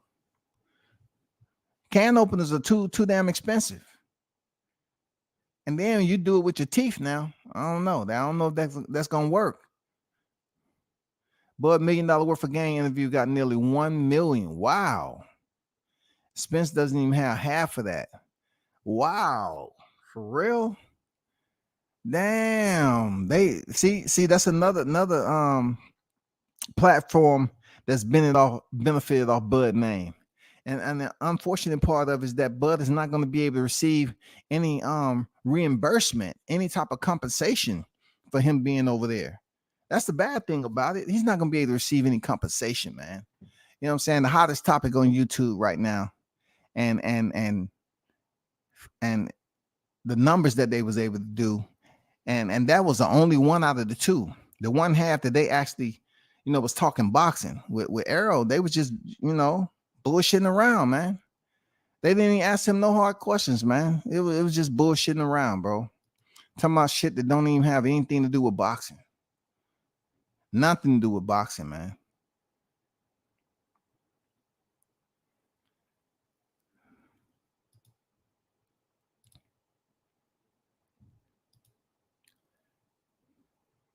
Crawford more viewed than Spence. The Arrow section not trying to hear that. They ain't trying to hear shit like that now.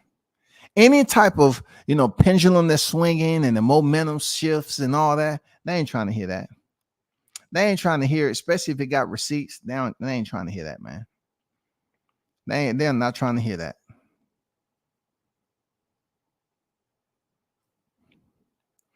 Derrick James, that guy who tries to get the baddie when I'm then see another man pull her, then say she wasn't all that anyway. Straight hater. You know what I'm saying, done. You know what I'm saying? Tell me, oh man, that bitch wasn't shit, man. She wasn't shit. Oh, all because you couldn't pull her. Yeah, man. That fits his description. Real talk, man. You know what I'm saying? That fits his description. But man, I gotta bounce up out of here, bro. I stay here about 2 hours. But I just wanted to, break that down. Crawford will get full credit for beating up either one of these. No excuses. The old Spence and the new and the present Spence. You know what I'm saying? The old one or the present. He gonna get credit. Real talk. But big shout out to the ones who pulled up. Big shout out to y'all. Continue to support and rock out with the channel, man. Make sure you got the notifications on. Appreciate the likes. You know what I'm saying? Appreciate the participation. You know what I'm saying? And extra big shout out and thanks to the donators of the channel. Yes, sir, indeed. Means a lot to me. Until next time, man, y'all hold it down. I'm out.